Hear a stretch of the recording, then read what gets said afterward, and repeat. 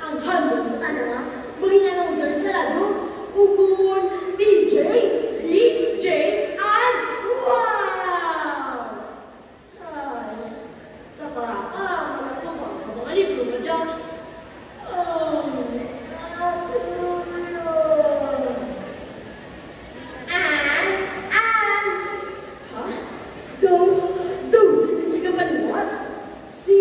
Si Mitch, ano ba nila? Wala din magkapamating sa radyo. Gusto mo maging announcer, di pala? Hoy! Kapangita ka radyo pa, o bataon nga announcer, ano ba ginaulang mo? Ha? Yes! Tuod! Imawi ako, B! Kundi, para ikaw, dali nun, nag-arto kami ni Mitch sa stasyon na radyo babaw. Sir, gusto ko na mag-apply bilang announcer. Aba, sige! Try out mo na rin! Manag-umpisahan mo ng palawag portion.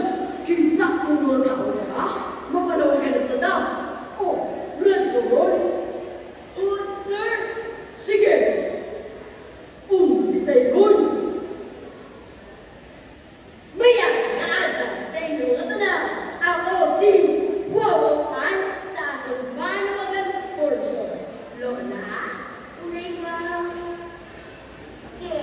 Pinapanawagan ko ang bata ko niya sa tunapan kasi nagkawagan na ikano mo. Hindi ka na ibabal mo ngayon na kutahon yan. Sukta ang rogan, bakal na bakul na tiwi. Di mo kano ka mula ng haya. Lola, basi mabawang patay? Nangagig ba? Miss, ikaw naman. Hindi na. Panawagan ko. Ang nobyo ko si Carlo. Diyan sa barangay Tapoy. Carlo! Ang mahal mo. Lamagin ako. Nagagin ba naman ako sa iba? Okay lang. Basta, ibalik mo ang mga bitawan mo. Ang gulpetin mo, subay nga ginkaros mo sa katon mo long hair. Ang kwata nga ginbali sa prestige mo.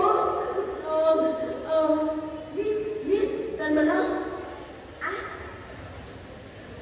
Dinapinan mo yan si Gato? Siguro, ikaw ginbali naman ako, no? Garon? Ha? Guard?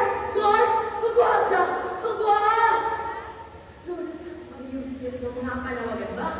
Mga palakidang gamapati, mag-commercial, hanay kita. Balita!